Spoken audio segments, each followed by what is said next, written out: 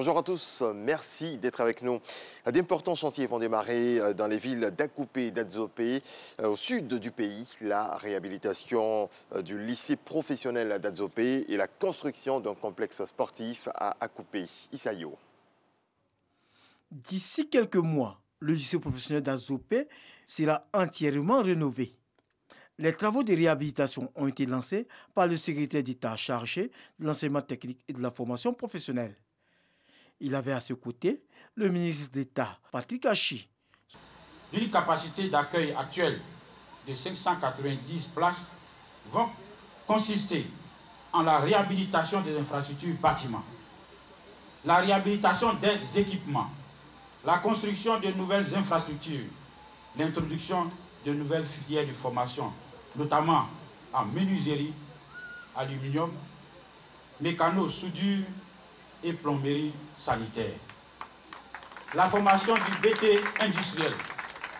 Ces travaux vont durer 18 mois et coûteront environ 4 milliards 800 millions de francs CFA. Pour le ministre Patrick Achi, cette action montre que l'enseignement technique et professionnel est au cœur des priorités du chef de l'État.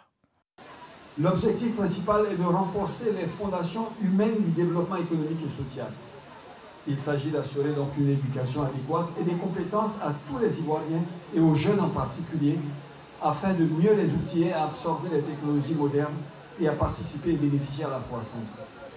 Il nous faut obligatoirement renforcer les capacités en formation technique et professionnelle qualifiante et mettre le système éducatif en adéquation avec les besoins de l'économie, comme vous le disiez tout de suite vous-même.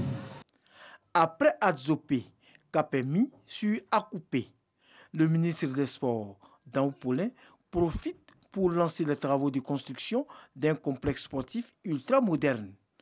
Les projets structurants comme les Agora, nous avons besoin dans la proximité de permettre aux populations de se retrouver, de faire de la détection de talents dans les écoles. À travers l'OASU, il nous fallait des infrastructures de proximité pour accompagner le développement. Parce que dans la région, il se construit des écoles, il se construit un centre de santé, il se construit surtout des collèges de proximité. Nous avons besoin d'offrir aux populations des espaces de distraction, de loisirs, parce que nous savons tous que l'oisiveté est la mère de tous les vices.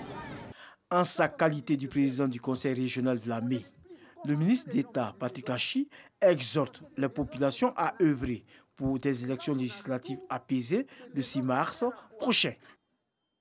Et on parle des législatives, justement. Les candidats aux législatives 2021 ont reçu leurs affiches de campagne et les spécimens des bulletins de vote.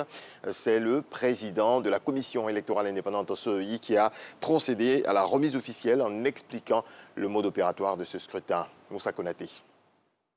Les candidats aux élections législatives du 6 mars prochain reçoivent les affiches de campagne et les spécimens de bulletins de vote. La remise officielle est faite par le président de la Commission électorale indépendante. Les affiches permettent à l'électeur de mettre un nom sur un visage. L'élection, c'est le choix. Mais comment fait-on le choix quand on ne sait pas celui qu'on va choisir? Le spécimen de bulletin, c'est pour vous donner mission d'aller vous-même sur le terrain, de vous faire instructeur des électeurs, à l'effet pour eux de faire le bon choix. Ce n'est pas forcément pour vous, mais c'est déjà à apprendre à voter. En vous choisissant, ils apprennent à voter et à voter bien. Bien avant cette remise, les candidats ont été instruits sur le mode opératoire du scrutin.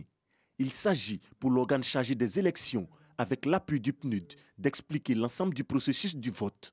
La principale mission du projet est de contribuer à réduire la violence électorale, à renforcer les échanges entre la CEI et les parties prenantes, à soutenir la communication, la sensibilisation et à consolider les capacités du personnel électoral.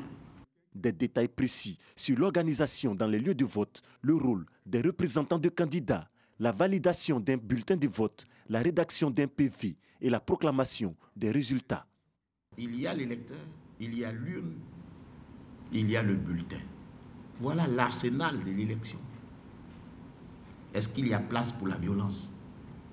Il y a violence lorsque ce qui est voulu par le peuple ne semble pas être transcrit dans le résultat.